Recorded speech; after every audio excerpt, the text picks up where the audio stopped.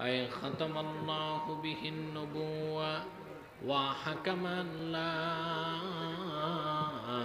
نبي بعده وأعلن في القرآن بالبرهان أن محمدا صلى الله عليه وسلم خاتم النبيين والمرسلين الذي أرسله بالحق بشيرا ونذيرا وداعيا إلى الله بإذنه وسراجا منيرا فقد قال الله تعالى في كلامه المجيد والفرقان الحميد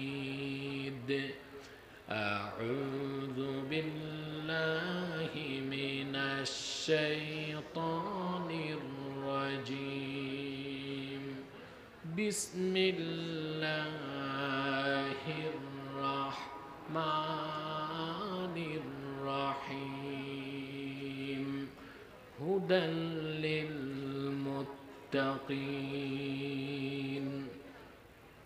صدق الله العظيم وصدق رسوله النبي الكريم ونحن على ذلك من الشاهدين والشاكرين والحمد لله رب العالمين إن الله وملائكته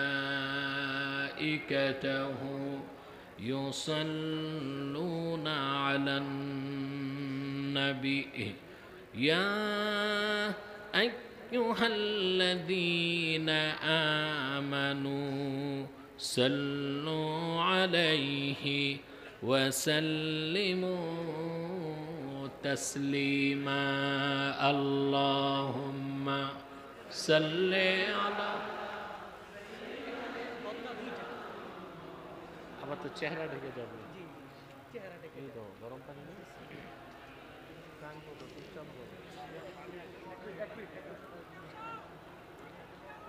আপনার ক্লান্ত হয়ে গেছেন, অনেক স্লোগান দিয়েছেন, গলায় আর শক্তি নাই। মহব্বতে দরুদ সালাম পড়ুন। আল্লাহুম্মা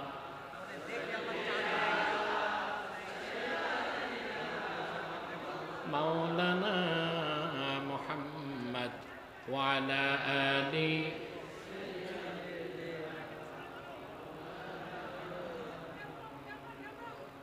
मदीना मदीना मोमिनों की गुनगुना है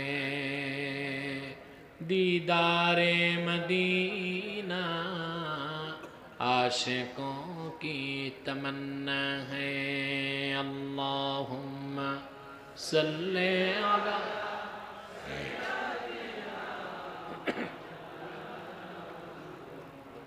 وعلى آل سيدنا مولانا محمد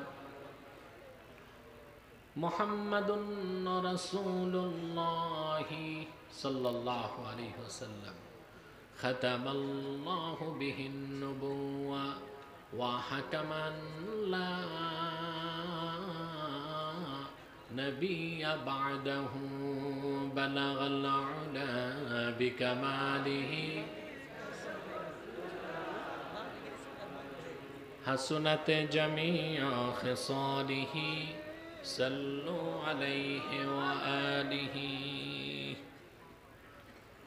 পেকুয়া সমাজ উন্নয়ন পরিষদের উদ্যোগে আয়োজিত পঞ্চম বার্ষিক তাফসিরুল কোরআন মাহফিলের সম্মানিত সভাপতি আলহাজ মাওলানা শহীদুল্লাহ সাহাব বারাকাল্লাহু ফি উমরি, হাজারাত উলামায়ে কেরাম, তুলাবায়ে এজাম, বিভিন্ন প্রান্ত থেকে আগত ও চরম ধৈর্যের পরীক্ষায় উত্তীর্ণ আমার মুসলমান ভাই ও বন্ধুগণ, সকলকে অন্তরের অন্তঃস্থল থেকে জ্ঞাপন করছি মোবারক। সবটুকুন শুকরিয়া আল্লাহ সুবহানাহু ওয়া তাআলার জন্যে, যিনি আজকের এই বরকতপূর্ণ মাহফিলে আমাদেরকে আসার বসার তৌফিক দয়া করে ভিক্ষা দান করেছেন। সেজন্য আসুন আমরা সকলে একবার অবনত চিত্তে হৃদয়ের আবেগ অনুভূতি উজাড় করে সমবেত কণ্ঠে বলি আলহামদুলিল্লাহ।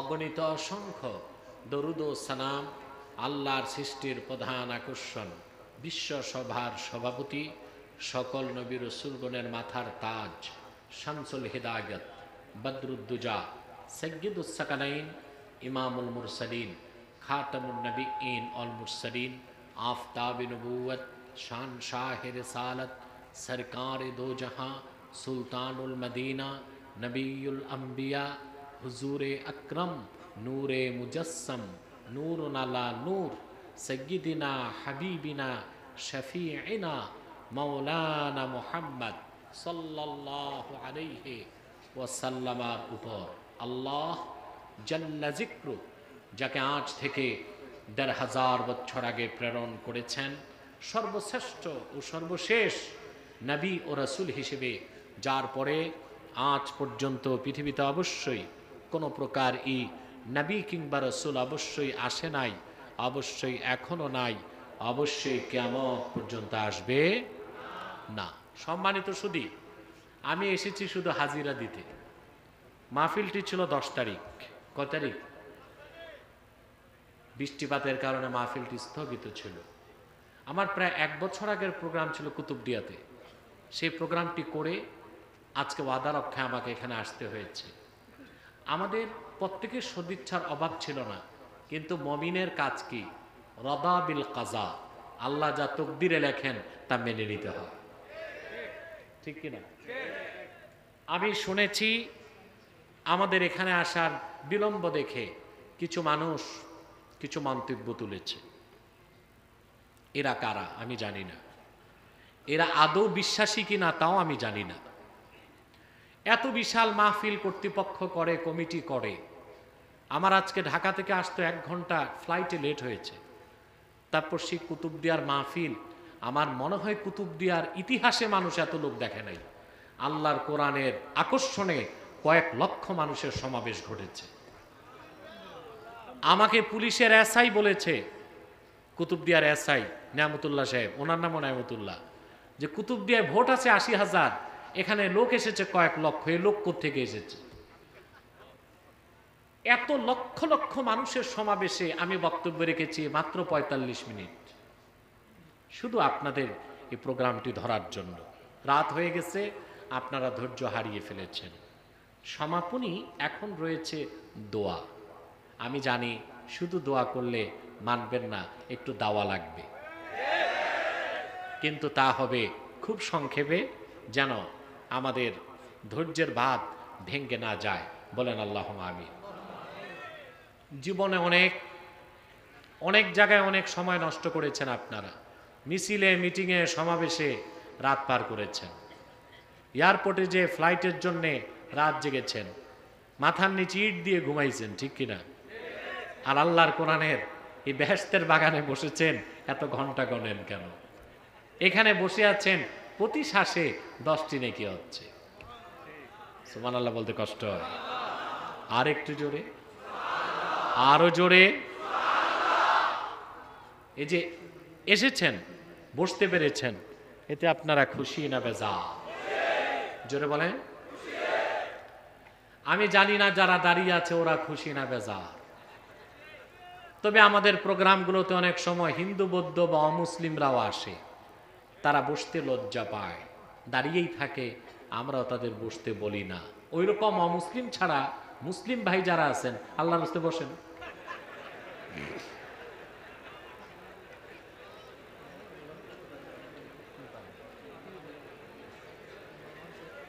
তবে তবে ওইটাই দাও। তবে যাদের জিন্সের প্যান্ট তারা বসেন না, কারণ আমি বুঝি না জিন্সের প্যান্ট যারা পরে যুবকরা, এটা কি পা দিয়ে সেলাই করছে না সেলাই করার পর পা দিয়েছে, এটা বুঝি না।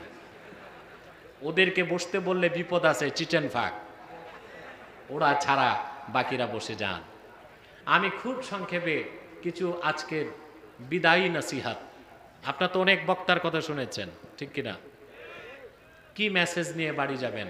একটা মেসেজ নিয়ে তো যেতে হবে, কথা বলে। সে মেসেজটা দিয়ে আমি মুনাজাত করে দিচ্ছি, একটি মেসেজ দিচ্ছি। লক্ষ লক্ষ টাকা খরচ করে এ মাহফিল করার অর্থ কি? প্রশ্ন আছে না? বলেন। এখানে কয়েক লক্ষ লক্ষ টাকা খরচ হয়েছে আজকের মাহফিলে। তারপরে রাত এখন প্রায় 12:30 পার হয়ে গেছে, হাজার হাজার লোক এখনো বসে আছেন। যেখানে আমার আসার কথা 8:30টায়, ওখানে 4 ঘন্টা পরে এসেছি। বসে আছেন আল্লাহর পবিত্র সত্তার কসম, কোনো ব্যক্তির আকর্ষণে নয়, এই কোরআনকে ভালোবেসে। আজ বাংলাদেশে 17,46,00,000 মানুষ, ভোটার আছে 11 কোটি, আর 18 থেকে 35 বছর বয়স এইরকম টকবগে যুবক তরুণ আছে 3 কোটি। কত? আবার বলছি পরিসংখ্যান, বাংলাদেশে মানুষ আছে 17,46,00,000 উঠে, আর ভোটার আছে কত? একটু জোরে বলেন। আর একদম টকবগে তরুণ 3 কোটি, যাদের বয়স 18 থেকে 35। অবাক হবেন যে যারা সমাজবিজ্ঞানী তাদের মতে এই 3 কোটি যুবকের মধ্যে যারা মুসলিম তারা প্রত্যেকেই কোরআনমুখী হয়ে যাচ্ছে। সুবহানাল্লাহ। এতে প্রতিক্রিয়াশীল বুদ্ধিজীবী নামের বুদ্ধি প্রতিবন্ধীদের মাথায় প্রেসার উঠেছে। তারা এখন বলতেছে মাহফিল করে আমরা নাকি ধর্মান্ধ বানাই। বলছে না এক নেতা? আরে বলছে কিনা বলে, যে আলেমরা মাহফিল করে মানুষকে ধর্মান্ধ বানায়। তার দুঃখ, আউল ফাউল বাউলদের দিন শেষ, এখন আর পালা গান হয় না, কনসার্ট হয় না। সাউন্ড ঠিক করো মাইকম্যান, এটাকে সেটেল করো সাউন্ড, এটা বাড়ে কমে কেন?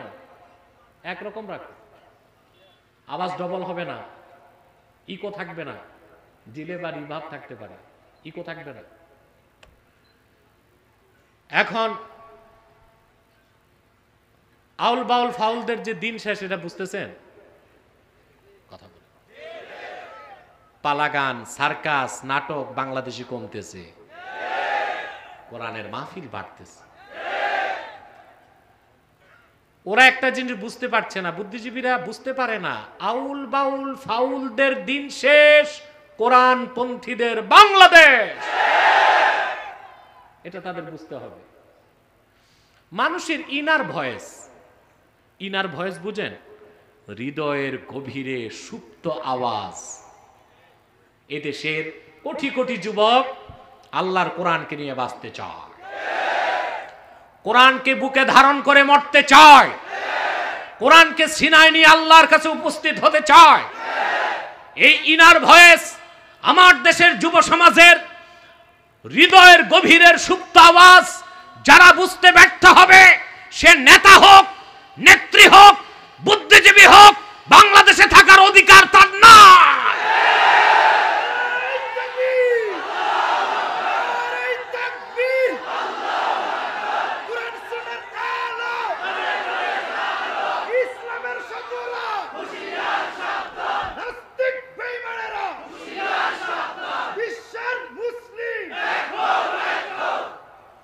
আমার প্রিয় ভাই বন্ধুগণ, বাংলাদেশে নাস্তিকদের আস্ফালন যত বেশি হোক, বাংলার মাটি কোরআনপন্থীদের ঘাঁটি। ইসলামকে চ্যালেঞ্জ যারা করে, দেশেও তাদের জায়গা হয় না, দলেও তাদের জায়গা হয় না। যে পশ্চিমাদের গোলামি করে, তাদের দেশেও জায়গা হয় না। দেখছেন?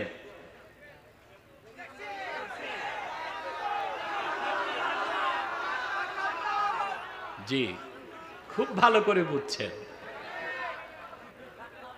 এই রকম কোয়ালিফাইড শ্রোতা হলে আর বেশি কথা বলতে হয় না, টোকা দিলে বোঝা যায়। সুবহানাল্লাহ বলেন। বাংলাদেশের রাষ্ট্রধর্ম ইসলাম থাকতে দিবে না, আল্লাহ ওর ভিসা চিরকালের জন্য ক্যান্সেল করে দিয়েছে। বাংলাদেশ থেকে আউট, গেছে মামুর বাড়ি, ওখানে পত্রপাঠ বিদায়। পত্রপাঠ বিদায় বুঝছেন, ইমিগ্রেশন পার হইতে দেয় নাই, এক কাপ চাও খেতে দেয় নাই। কথা বুঝতে পারছেন? এখন লক্ষ লক্ষ টাকা খরচ করে এই যে মাহফিল করার উপকারিতা তা কি পেয়েছেন? এই যে যুব সমাজ, তাদেরকে নষ্ট করা যাচ্ছে না, তারা দিন দিন কোরআনমুখী হচ্ছে। এটাই হচ্ছে মাহফিলের সবচেয়ে বড় উপকার। ঠিক কিনা বলেন?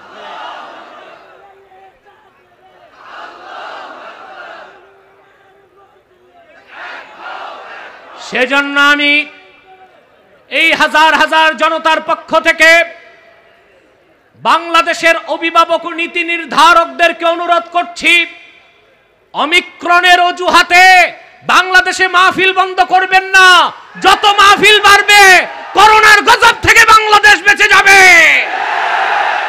মসজিদগুলো খোলা রাখুন, মাদ্রাসা খুলে দেন, মাহফিলের অনুমতি দিয়ে দেন, সিনেমা হলগুলো বন্ধ করে দেন, নাইট ক্লাব বন্ধ করে দাও, স্টেডিয়ামে খেলা বন্ধ করে দাও, শপিং মল বন্ধ করে দাও। মাদ্রাসা খোলা থাকবে, মসজিদে আজান হবে, মাহফিলে কোরআনের তাফসীর হবে। খোদার কসম, বাংলাদেশে অমিক্রণ আঘাত করতে পারবে না ইনশাআল্লাহ। ঠিক কিনা বল? অতএব আল্লাহর কোরআনের মাহফিলের উপকারিতা আর কত বুঝাবো? মাহফিল আছে, দেশ বেঁচে আছে। যতদিন মাহফিল থাকবে, দেশও ঠিক থাকবে ইনশাআল্লাহ। বলে এ কোরআন হুদাল্লিল মুত্তাকিন, আল্লাহ বলেছেন। যে আয়াত দিয়ে শুরু করলাম, ঠিক কিনা? এখন আপনারা যারা ওয়াজ শুনতে আসেন, সবাই কেন হেদায়েত পান না? আমি দ্বিতীয় পর্বে চলে আসলাম। সবাই কি হেদায়েত পান? দেখেন, আপনারা এখানে হাজার হাজার লোক আছেন, এর মধ্যে অনেকে আজকের ফজর নামাজ পড়েন নাই, ঠিক কিনা? আজকে জোহর পড়ে নাই, এমন আছে আসরও পড়ে নাই, মাগরিবও পড়ে নাই, এশাও পড়ে নাই, নিয়ত পোক্ত কালকে ফজরও পড়বে না, কিন্তু ওয়াজ শুনবে সারা রাত। আছে কিনা? তার মানে ওয়াজ শুনতেছেন, হেদায়েত হচ্ছে না কেন? প্রশ্ন আছে কিনা? এটার জবাব তো নিতে হবে। কথা বলে আমার ভাইয়েরা, সেই জবাবটি দেবার জন্যে সূরা বাকারা শুরু থেকে একটু অংশ পড়লাম। আল্লাহ তাআলা বলেন, হুদান লিল মুত্তাকিন। এ কোরআন মুত্তাকিগণের জন্যে পথ প্রদর্শক। এখানে যে হুদা শব্দ এসেছে, এটা ইসমুল মাসদার, ইউফিদু মানা ইসমিল ফাইল। এটা ইসমে ফাইলের অর্থ দিবে। কিসের অর্থ? হুদাল লিল মুত্তাকিন, আয় হাদিন লিল মুত্তাকিন। কোরআন হচ্ছে পৃথিবীর সকল মুত্তাকিদের জন্য পথ প্রদর্শক। বলেন সুবহান। এখন প্রশ্ন আসে, তাহলে যারা বাকি মুসলমান মুত্তাকি হইতে পারে নাই, তাদের জন্য কি পথ প্রদর্শক নয়? কথা বলে না। প্রশ্ন আসে? তার জবাবে আল্লাহ রাব্বুল আলামিন বলেন, وَنَزَّلْنَا عَلَيْكَ الْكِتَابَ تِبْيَانًا لِكُلِّ شَيْءٍ وَهُدًى وَرَحْمَةً وَبُشْرَى لِلْمُسْلِمِينَ। আল্লাহ রাব্বুল আলামিন বলেন, মুহাম্মদ সাল্লাল্লাহু আলাইহি ওয়াসাল্লাম, এই 30 পারা কোরআন আপনার উপর নাজিল করেছি তিবিয়ানাল লিকুল্লি শাই, সব কিছু সুস্পষ্ট ব্যাখ্যা হিসেবে। যেখানে আকাশের উপরের কথা আছে, তার নিচের কথা আছে, জমিনের উপরের কথা আছে, জলের কথা, স্থলের কথা, ধুলোকের কথা, ভুলোকের কথা, মহাশূন্যের কথা, দূর অন্তরিক্ষের কথা, বিজ্ঞানের কথা, দর্শনের কথা, বিজ্ঞানের যত শাখা আছে, কি ফিজিক্স, কি কেমিস্ট্রি, কি জুলজি, কি বোটানি, কি কসমোলজি, পৃথিবীতে কল্যাণের জন্য যত নীতি আছে, কি রাজনীতি, অর্থনীতি, পররাষ্ট্রনীতি, সমরনীতি, সব কথা আমি আল্লাহ পাকে কোরআনে পুঙ্খানুপুঙ্খভাবে সূক্ষ্মভাবে বয়ান করেছি। এখানে সব কথা আছে। বলেন সুবহানাল্লাহ।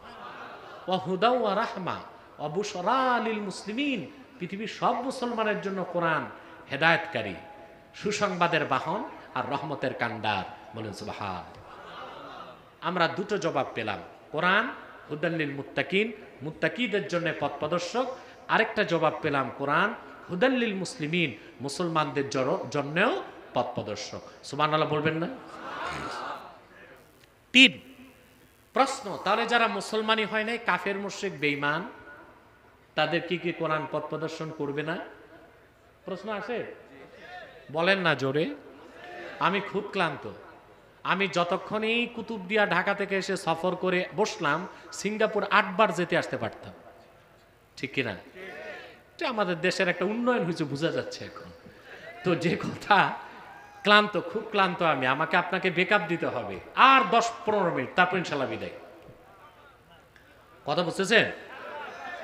প্রিয় ভাই বন্ধুগণ, প্রশ্ন আসে, যারা মুসলমান হয় নাই, কোরআন কারীম কি তাদের জন্য পথ প্রদর্শক নয়? প্রশ্ন আসে ভাই, জোরে বলেন না একটু। আসে? আল্লাহ জবাব দিয়েছেন কোরআন শরীফে। আল্লাহ রাব্বুল আলামিন বলেন, শাহরু রমাদানাল্লাযী উনজিলা ফীহিল কুরআনু হুদাল লিন-নাসি ওয়া বায়্যিনাতিন মিনাল হুদা ওয়াল ফুরকান। হুদাল লিন-নাস, এ কোরআন হুদাল লিল মুত্তাকিন, হুদাল লিল মুসলিমিন, হুদাল লিন-নাস। সকল মুত্তাকিগণের জন্য কোরআন পথ প্রদর্শক, সকল মুসলমানের জন্য কোরআন পথ প্রদর্শক, সকল মানুষের জন্য, কি শ্বেতাঙ্গ কি কৃষ্ণাঙ্গ, কি মুমিন কি মুনাফিক, কি কাফের কি মুশরিক, কি আস্তিক কি নাস্তিক, কি রাম কি বাম, কি শ্বেতাঙ্গ কি কৃষ্ণাঙ্গ, সকল মানুষের জন্য কোরআন হেদায়েতকারী। আমরা কয়টা কথা পেলাম? জোরে বলতে হবে। হুদাল লিল মুত্তাকিন, হুদাল লিল মুসলিমিন, হুদাল লিন-নাস। সুবহানাল্লাহ বলবেন?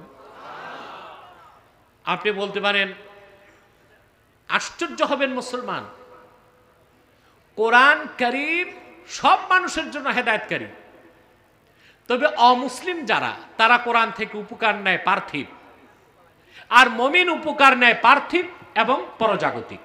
সুবহানাল্লাহ বলেন। পার্থিব এবং পরজাগতিক। কাফের মুশরিকরা কি কোরআন হাদিসের উপকার নেয় না? কথা বলেন। আমি দুটো দৃষ্টান্ত দেই, কথা বলেন। দিব? এক, প্রথম দৃষ্টান্ত দেখেন, মার্কিন যুক্তরাষ্ট্রে যে গণতন্ত্র চলছে, তার বয়স প্রায় 250 বছর পার হয়েছে, প্রায় 223-24 বছর পার হয়ে গেছে, বুঝলেন? যুক্তরাষ্ট্রে গণতন্ত্র। যুক্তরাষ্ট্র কিন্তু সারা পৃথিবীতে গণতন্ত্র ফেরি করে বেচে, এটা জানেন আপনারা? আর তাদের দেশে বর্তমান যে প্রেসিডেন্ট জো বাইডেন, সে হচ্ছে 45তম। কততম? অবাক হবেন মুসলমান, প্রায় 250 বছরের গণতান্ত্রিক ইতিহাসের দেশ যুক্তরাষ্ট্রে 44 জন প্রেসিডেন্ট বিদায় নিল, একজন মহিলাকে তারা রাষ্ট্রপ্রধান বানায় না, সব পুরুষ। সব কি? কেন? কখনো চিন্তা করছেন? আমার দেশের বুদ্ধিজীবী যেগুলো আছে, এগুলোর মাথায় তো কিচ্ছু নাই, দেখছেন না? মাথার উপরে কিচ্ছু নাই, সাফা চাট। সিটি স্ক্যান করলে দেখবেন মাথার ভিতরও কিছু নাই। এগুলো চিন্তা করে না, এগুলো শুধু যুক্তরাষ্ট্রের গোলামি করে, পশ্চিমাদের গোলামি করে। বাংলাদেশে নারী পুরুষ সমান অধিকারের স্লোগান তুলে, শিখায় কারা? পশ্চিমারা। এগুলো আমেরিকা শিখায় ওদেরকে, বুঝলেন? এইসব বাংলাদেশে যুক্তরাষ্ট্র আশা করি কোনোদিন সামরিক আগ্রাসন চালাতে পারবে না ইনশাআল্লাহ। 14 কোটি মুসলমানের বাংলাদেশে মুসলমান যদি ঈমানের অস্ত্র বুকে ধারণ করে ঐক্যবদ্ধ হতে পারে, আল্লাহর নামে শপথ করে বলছি, লক্ষ লক্ষ মুসলমানের রক্ত অর্জিত আমার সবুজ লাল পতাকার দিকে কেউ তাকাতে পারবে না। যদি তাকায়, চোখ উপড়ে নেব ইনশাআল্লাহ। বাংলার ভূখণ্ডে খনিজ সম্পদে হাত দিতে পারবে না। যদি হাত দেয়, সে কালো হাতকে ভেঙে চুরমার করে দেওয়া হবে। আমার ভূখণ্ডের 1 ইঞ্চি মাটিতে কেউ আসলে বঙ্গোপসাগরে তাদের সলিল সমাধি হবেই হবে।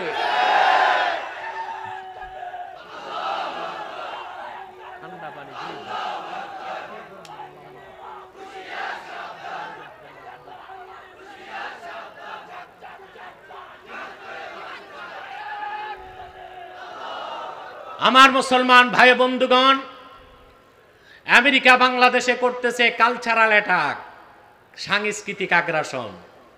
কি করতেছে? সামরিক আগ্রাসনের ক্ষমতা সাহস আমেরিকারও নাই, আর এখন তো আরো নাই। মধ্য এশিয়াতে তালেবান এমন থেরাপি দিচ্ছে, থেরাপির চোটে ওর পররাষ্ট্রনীতিগিরি, ওর পরাশক্তি এখন নেওয়া হয়েছে ধরাশক্তি। ঠিক কিনা? 1 টাকা 2 টাকা? বিশেষজ্ঞগণ বলেছেন তার আফগানিস্তানে যুদ্ধ ব্যয় হয়েছে 19 বছরে $2.26 ট্রিলিয়ন। বিলিয়ন না, ট্রিলিয়ন ডলার, যা খরচ করলে গোটা আফ্রিকা ও দক্ষিণ এশিয়ার দারিদ্রতা দূর হয়ে যেত। এত টাকা খরচ করছে। তারপর নির্ধারিত সময়ের আগেই ছেড়ে দে মা কেঁদে বাঁচি, ওদের অস্ত্র শস্ত্র ফেলে ভাগছে। এখন আর ক্ষমতা নাই কোনো মুসলিম রাষ্ট্রে আঘাত করবে ইনশাল্লাহ, যদি আমরা মুসলমান ঐক্যবদ্ধ থাকতে পারি। আর ভারত এ তো 3 নম্বর রাষ্ট্র, 3rd ক্লাস কান্ট্রি। এর কোনো ক্ষমতা নেই বাংলাদেশের দিকে চোখ দিবে যদি আমার দেশের ভিতর থেকে গাদ্দারি কেউ না করে। ওরা আঘাতটা কি করতেছে? কালচারাল অ্যাটাক, সাংস্কৃতিক আগ্রাসন। আমেরিকা, পত্তলিকরা, ইহুদিবাদীরা, জয়নবাদীরা বাংলাদেশে যুব সমাজকে সাংস্কৃতিক ভাবে বিধর্মী বানাবার জন্যই চালু করেছে পহেলা বৈশাখের মতো বেহায়াপনা, চালু করেছে 31st নাইট, চালু করেছে ভ্যালেন্টাইন্স ডে, চালু করেছে নারী পুরুষের সমান অধিকার। যুবকরা আল্লাহর কোরআনকে বুকে ধরে দাঁড়িয়ে যাও, অপসংস্কৃতির মোকাবেলা করার জন্য প্রস্তুতি নিতে হবে।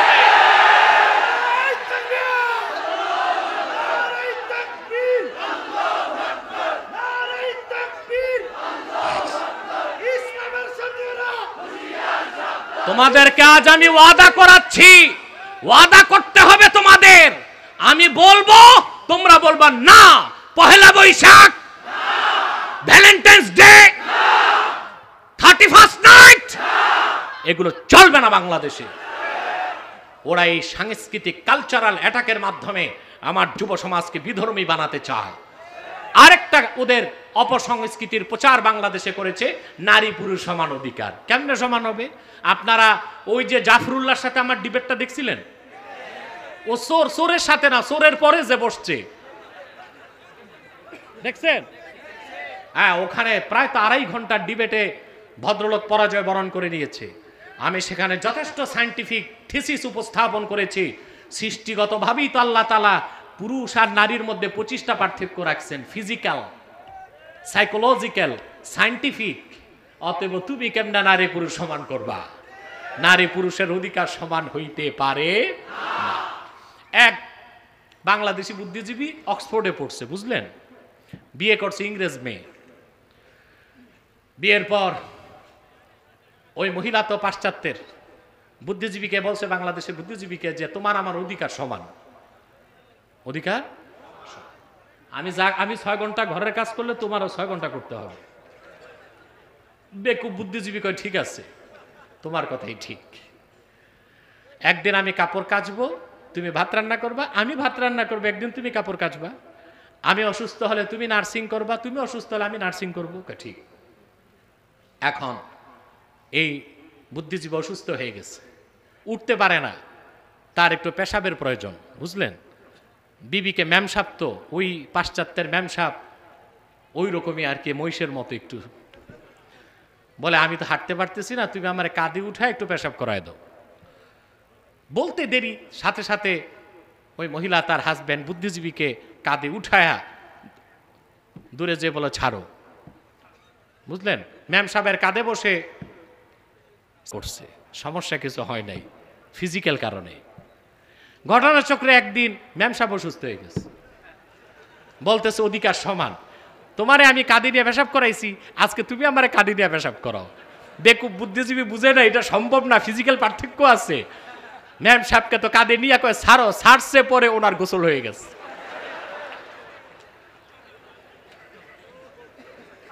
বাংলাদেশে যারা নারী পুরুষের সমান অধিকার চায়, ওরা এইরকম সমান অধিকার চায়। ইসলাম নারীকে ন্যায্য অধিকার দিয়েছে, পুরুষকে ন্যায্য অধিকার দিয়েছে। আসুন ফিরে যায় মার্কিন যুক্তরাষ্ট্রের প্রসঙ্গে। 224 বছর 22 বছর প্রায় 250 বছর পার হয়ে গেল, 40 জনের উপর প্রেসিডেন্টকে ক্ষমতায় বসালো, একজন নারীকে রাষ্ট্র ক্ষমতায় বসায় নাই। আর ওরাই কেনা নারী পুরুষের সমান অধিকারের ধোঁয়া তুলে। কেন বসায় নাই? তার কারণ হচ্ছে যুক্তরাষ্ট্রের যারা পলিসি মেকার, যুক্তরাষ্ট্রের যারা থিঙ্ক ট্যাঙ্ক, যুক্তরাষ্ট্রের যারা অভিভাবক এবং নীতি নির্ধারক, ওরা জানে কোরআন হাদিস মহাসত্য। আল্লাহর হাবিব 1000 বছর আগে বলেছেন, আবু দাউদ শরীফের হাদিস, যে জাতি লা ইউফলিহা কওমুন ওয়াল্লাহু আলাইহিম ইমরা, যে জাতি তাদের নেতৃত্বে কোনো মহিলাকে বসায়, সেই জাতি কোনো দিন সফলতা লাভ করবে না। যে জাতি তাদের নেতৃত্বে কোনো নারীকে বসালো, কাকে? নারীকে, সেই জাতি কোনোদিন সফলতা লাভ করতে পারবে না। এই সফলতা ধরে রাখার জন্যই তারা নারী নেতৃত্বকে গ্রহণ করে নাই। বেদিন হয়েও আল্লাহ রসুলের হাদিস 1500 বছর আগে আল্লাহ রসুল সাল্লাল্লাহু আলাইহি ওয়াসাল্লাম যে কথা বলেছেন সেটাকে তারা রাজনৈতিকভাবে মেনে চলছে। বলেন সুবহান। কোরআন হাদিসের উপকার নেয় কিনা বেদিন? কথা বলে না। নিচ্ছে? নিচ্ছে, ঠিক কিনা বলেন? আসেন, বিয়ে, আমরা বিয়ে করি, অমুসলিমরা কি বিয়ে করে না? কেন করে? প্রশ্ন আসে না? বলবেন ওদের ধর্ম তো বিয়ে আছে না। ওদের ধর্মে যে বিয়ে আছে, ওই বিয়ে করতে গেলে ফাঁসি দিতে হবে। কিরকম? আমি একটা উদাহরণ দিচ্ছি। হিন্দু ধর্মে ধর্মগ্রন্থে এসেছে যে তাদের অনেক দেবতা, 2000 3000 এক দেবতার নাম এসছে, 16,000-এর উপর বিয়ে করছে। কত? এখন হিন্দু ধর্মের লোক যদি তাদের দেবদেবীদের আদর্শ মানতে যায়, এক একজন হিন্দুকে কমসে কম কয়েক হাজার করে বউ রাখতে হবে। এটা কি সম্ভব? বৌদ্ধ, তাদের যে ব্যক্তি ছিল ধর্ম প্রণেতা, বুঝলেন, গৌতম বুদ্ধ, তার ব্যাপারে এসেছে বিয়ে করেছিল সে ভাসর রাতের আগেই পাগল ছাগল হয়ে জঙ্গলে চলে গেছে। তাহলে বৌদ্ধ ধর্মের আদর্শ মেনে বিয়ে করতে গেলে বিয়ে করা যাবে, ভাসর রাত করা যাবে? খ্রিস্টান, তারা যদি বিয়ে করতে যায় ঈসা নবীর দর্শন মেনে, জীবনে ওদের কপালে বিয়ে নাই, কারণ ওদের মতে ঈসা আলাইহিস সালাম বিয়েই করেন নাই। এটা আমাদের মতো তিনি বিয়ে করেন নাই, বিয়ে ছাড়াই আকাশে উঠছেন, আবার আকাশ থেকে নামবেন, তখন বিয়ে করবেন। তাহলে ধর্মের আদর্শ মানতে গেলে বিয়ের সুযোগ নাই। ইহুদি ধর্ম, ইহুদি ধর্ম যারা মানে, ওরা নবী মানে মুসাকে, তিনি বিয়ে করছিলেন 4টা। কয়টা? উনি বিয়ে করেছিলেন শোয়েব আলাইহিস সালামের মেয়ে মাদায়েনে। বিয়ের পর তিনি শ্বশুর বাড়িতে 8 বছর ছিলেন। কয় বছর? তো উনি নবী, জামাই নবী, শ্বশুরও নবী, সমস্যা হয় নাই। এখন ইহুদিরা যদি মুসা নবীর আদর্শ মেনে বিয়ে করে, তাহলে তাদেরকে ঘর জামাই থাকতে হবে কয় বছর? 8 বছর কমসে কম থাকতে হবে। এটা কি সম্ভব? আমাদের দেশে বলদ আর ঘর জামাই কোনটার দাম বেশি আমি জানি না, ঠিক কিনা? তারপরে ডেভিডকে তারা নবী মানে দাউদ, তার ব্যাপারে এসেছে কোরআন কারিমে তিনি 100 বিয়ে করেছেন। বাইবেলে এসেছে 300টার বেশি বিয়ে করছেন। ওরা যদি কোরআনকে বিশ্বাস না করে বাইবেল মেনে, তাদেরকে বিয়ে করতে হয় ডেভিডকে মেনে কমসে কম 300টা করে। কয়টা? ওদের ধর্ম মানলে বিয়েই নাই, ওরা বিয়ে করতেছে আমাদের ইসলামের অনুসরণে। আল্লাহর হাবিব বলেছেন, আন-নিকাহু মিন সুন্নতি ফামান রাগিবা আন সুন্নতি ফালাইসা মিন্নি। বিয়ে আমার সুন্নত, যে পারতপক্ষে আমার সুন্নত থেকে মুখ ফিরালো সে আমার উম্মত নয়। আমি যা বুঝাতে চাইলাম, কাফের মুশরিকরাও, বেদিন বেঈমান যারা ইসলাম গ্রহণ করে নাও, তারাও ইসলাম থেকে উপকার নেয়, ঠিক কিনা বলে? তো কোরআন হুদাল্লিন নাস, পৃথিবীর সব মানুষের জন্য হেদায়েতকারী। যারা এই কোরআনের হেদায়েত মানবে তারা মুসলমান হয়ে যাবে, তখন তারা ডবল উপকার পাবে, হেদায়েতও পাবে, রহমতও পাবে। কারণ সব মানুষের জন্য কোরআন হেদায়েতকারী, আর মুসলমানের জন্য হেদায়েতকারী এবং রহমত। বলেন সুবহানাল্লাহ। সমস্ত বেদিন বেঈমান আল্লাহর কোরআন থেকে যতটুকু উপকার পাবে, তার চেয়ে বেশি উপকার পাবে মুসলমান। আর সর্বোচ্চ উপকারে যারা ধন্য হবে তারা মুত্তাকি। সেজন্য আল্লাহ বলেছেন হুদাল্লিল মুত্তাকিন। এখন বলেন, আপনারা কি শুধু মানুষ থাকতে চান, না শ্রেষ্ঠ মানুষ মুসলিম হতে চান? শুধু মুসলিম হতে চান না সর্বশ্রেষ্ঠ মুসলিম মুমিন মুত্তাকি হতে চান? যদি মুত্তাকি হতে পারেন এই মাহফিল করে কোরআন থেকে 16 আনা উপকার নিতে পারবেন। মুত্তাকি হবেন? মুত্তাকি কিভাবে হবেন? তাকওয়া থাকতে হয় মুত্তাকি হতে। সে তাকওয়া কি? যে লম্বা দাড়ি, লম্বা টুপি, জুব্বা কুর্তা, এই তো নাকি? এটা লেবাসুত তাকওয়া। এটা কি লেবাসুত তাকওয়া? এটা ইউনিফর্ম। এটা কি ইউনিফর্ম? তা এখন আপনি স্কুলে ভর্তি হন না, ইউনিফর্ম লাগাইছেন, আপনি কি ছাত্র হবেন? সেনাবাহিনীতে চাকরি নেন নাই, 3 স্টারের ড্রেস একটা লাগাইছেন, ইউনিফর্ম আছে, চাকরি নাই, পুলিশে ধরলে 14 বছর জেল, ঠিক কিনা? এই দাড়ি, টুপি, জুব্বা, কুর্তা, এটা লেবাসুত তাকওয়া, এটা ইউনিফর্ম। চাকরি হলো তাকওয়া অন্তরে ধারণ করতে হবে। আল্লাহর হাবিব ইরশাদ করেছেন, আত-তাকওয়া হা হুনা, আত-তাকওয়া হা হুনা, আত-তাকওয়া হা হুনা, ওয়া আশারা ইলা সাদরিহি সালাসা মাররাত। তাকওয়া এখানে, তাকওয়া এখানে, তাকওয়া এখানে। আল্লাহর হাবিব সাল্লাল্লাহু আলাইহি সাল্লাম এই কথা 3 বার বললেন। আর আল্লাহ রাসূলুল্লাহ নূরের আঙ্গুলে, নূরের সিনার দিকে 3 বার ইশারা করলেন। তার মানে প্রত্যেকটা মানুষের বাম বুকের 2 আঙ্গুল নিচে একটা গোশতের টুকরা আছে যার নাম কলব। ওখানে যখন আল্লাহর ভয় সৃষ্টি হয়ে যায় তার নাম তাকওয়া, আর সেই মহা সাধকের নাম হয়ে যায় মুত্তাকি। যদি মুত্তাকি হতে পারেন, হুদাল্লিল মুত্তাকিন, আল্লাহর কোরআনের পূর্ণ হেদায়েত পেয়ে যাবেন। সাদাকাল্লাহুল আযীম ওয়া সাদাকা রাসূলুহুন নবিয়ুল কারীম ওয়া নাহনু আলা যালিকা মিনাশ শাহিদিন ওয়াশ শাকিরিন ওয়ালহামদুলিল্লাহি রাব্বিল আলামিন। এবার মুনাজাতের দিকে যাচ্ছি, তার আগে একটু হুঁশিয়ারি উচ্চারণ করে দিচ্ছি। সবাই প্রস্তুত হন হুঁশিয়ারিটা গ্রহণ করার জন্য। যারা দাঁড়িয়ে আছেন বসে যান। প্রিয় ভাই বন্ধুগণ, আপনারা এখানে বিভিন্ন দলের লোক আছেন, আছেন কিনা বলেন? জোরে বলতে হবে। এই মিয়া বসেন। মুনাজাতের আগে দাঁড়াবার কি? আউলিয়া কেরাম হয়ে গেছেন নাকি? মুনাজাত লাগে না? গুনাহগার যারা তারা বসেন। প্রিয় ভাই বন্ধুগণ, আপনারা এখানে বিভিন্ন দলের লোক আছেন, আছেন না? বিভিন্ন মাসলাকের লোক আছেন, আছেন না? এখানে আলিয়া মাদ্রাসার লোক আছে, কওমি মাদ্রাসার লোক আছে, বিভিন্ন পীরের মুরিদ আছে, আওয়ামী লীগ, বিএনপি, জাতীয় পার্টি, জামাত, সব দলের লোক আছে, আছে কি না? আপনারা এখানে কোনো দ্বন্দ্ব, সংঘাত, মতভেদ আছে? কেন নাই? দলীয় পরিচয় নাই। এখানে একটাই পরিচয়, আমরা মুসলমান। আমি আপনাদের করজোড়ে অনুরোধ করে যাচ্ছি, ইসলামের সুমহান স্বার্থ রক্ষায়, মুসলমানের মৌলিক দাবি আদায়ে আর বাংলাদেশের স্বাধীনতা, সার্বভৌমত্ব রক্ষায় সকল পীরের মুরিদ, সকল মাসলাকের অনুসারী, সকল রাজনৈতিক দলের কর্মী, সকল মাদ্রাসার ছাত্রকে ঐক্যবদ্ধ হতেই হবে। কয়টা ইস্যু? 3। ইসলাম, মুসলমান, বাংলাদেশ।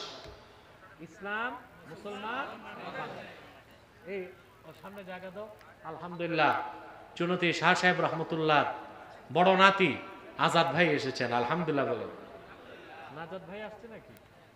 আচ্ছা, নাজাদ ভাই আসছেন, অনেক কষ্ট করে এসেছেন। আপনাদের কিসমত ভালো, আল্লাহর ওলির আওলাদ অনেককেই পেয়েছেন, আলহামদুলিল্লাহ বলেন। কয়টা ইস্যুতে এক হবেন? ইসলাম, মুসলমান, স্বাধীন বাংলাদেশ। পারবেন না? আমি আপনাদের হুঁশিয়ারি উচ্চারণ করে দিচ্ছি, ইসলামের সুমহান স্বার্থের বিরুদ্ধে, মুসলমানদের সমস্ত অধিকারকে, মুসলমানদের অধিকারের বিরুদ্ধে, বাংলাদেশের স্বাধীনতা, সার্বভৌমত্বের বিপক্ষে বাংলাদেশে 2টি অমুসলিম সম্প্রদায় চক্রান্ত করে যাচ্ছে।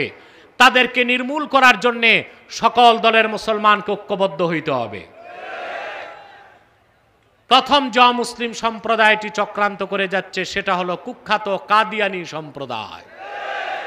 নিঃসন্দেহে তারা কাফের এবং অমুসলিম। তাদেরকে যারা কাফের বলবে না তারাও কাফের, কারণ তারা আল্লাহর আখিরি নবী মুহাম্মদ সাল্লাল্লাহু আলাইহি সাল্লামকে আল্লাহর শেষ নবী হিসেবে বিশ্বাস করে না। চিল্লায় বলেন নাউজুবিল্লাহ। এই জন্য তারা কি? চিল্লায় বলেন তারা কি? তাদেরকে যারা কাফের বলবে না তারা কি? বাংলাদেশে তারা গভীর চক্রান্ত করে যাচ্ছে। এই যে গাধানি নাম শুনেন না? গাধানি, গাধানি নাম শুনেন না? গাধানি, এই গাধানিকের অধিকাংশই কাদিয়ানি। বুঝতে পারছেন? এদের কাজই হচ্ছে ইসলাম, মুসলমান আর বাংলাদেশের স্বাধীনতার বিরুদ্ধে চক্রান্ত করে ভারতের কাছ থেকে দালালির পয়সা নেওয়া, এই হচ্ছে তাদের কাজ। তো এই কাদিয়ানীরাও মুসলিম এবং কাফের, তাদের আকীদা জঘন্য। তারা বিশ্বাস করে যে 1857 সালে কোরআন শরীফ বাজেয়াপ্ত হয়ে গেছে। তারা মনে করে মদ এবং শূকরের গোশত হালাল।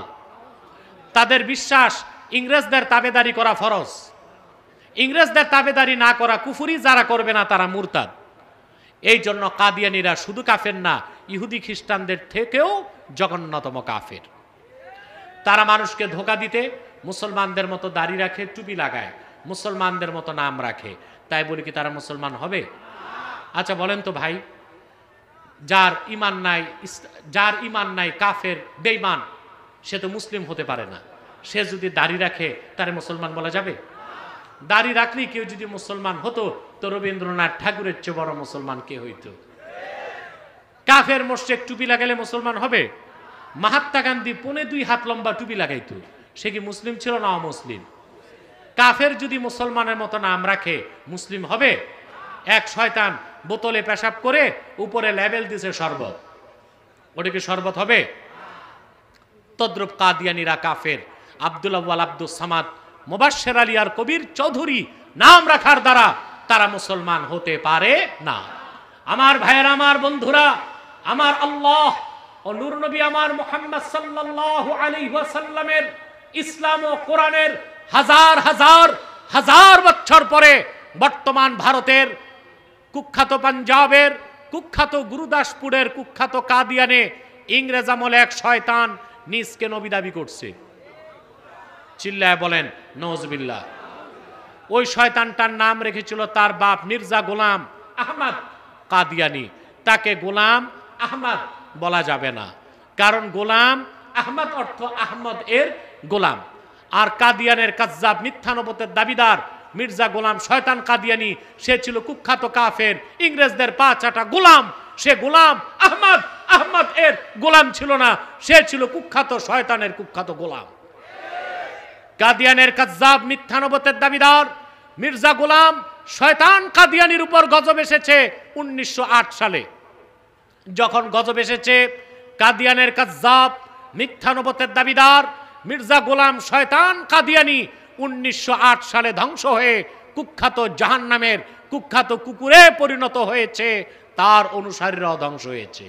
বর্তমানে কিছু কাদিয়ানি রাজনৈতিক দলগুলোতে ঘাপটি মেরে বসে আছে, বিভিন্ন ডিপার্টমেন্টে বসে আছে। তাদের একমাত্র কাজ ইসলাম মুসলমানের বিরোধিতা করা, বাংলাদেশের স্বাধীনতার বিরোধিতা করা। তাদেরকে নির্মূল করার জন্য সকল দলের মুসলমানকে ঐক্যবদ্ধ হইতে হবে। আমাদের সকল দলের একটাই দাবি, অনতিবিলম্বে স্বাধীন বাংলায় শয়তান কাদিয়ানীদেরকে রাষ্ট্রীয়ভাবে অমুসলিম ঘোষণা করতেই হবে, করতেই হবে, করতেই হবে। এই দাবি আদায় যদি জানমাল দিতে হয়, কারা কারা প্রস্তুত আছেন হাত তুলে দেখা।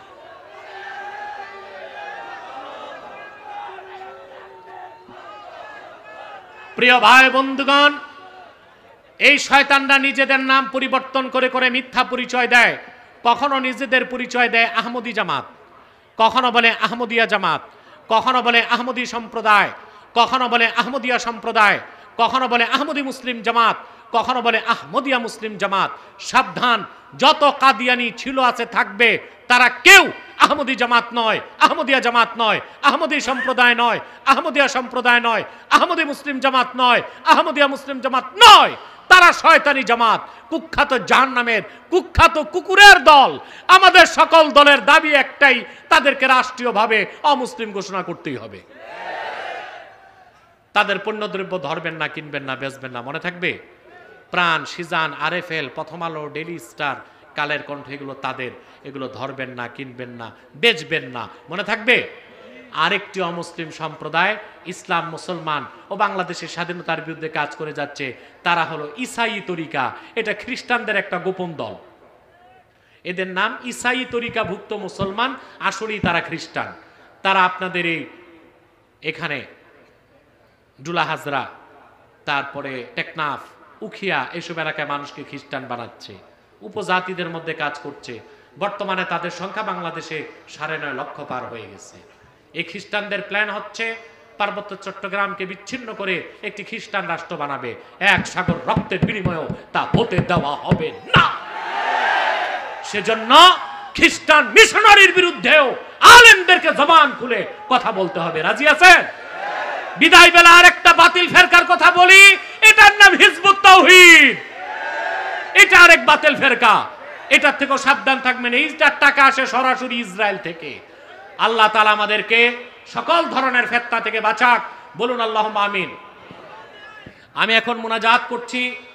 আমি এই কমিটির জন্য দোয়া চাই, বিশেষ করে আমার স্নেহের নেয়ামতুল্লাহ নেজামির জন্য দোয়া চাই, যে অক্লান্ত পরিশ্রম করেছে, আর্থিকভাবে এগিয়ে এসেছে, আপনারাও সহযোগিতা করেছেন। কিন্তু মাহফিলটির দায়িত্ব পালন করতে যে অনেক নিন্দুকের নিন্দা, হিংসুকের হিংসা থেকে বরদাস্ত করতে হয়েছে।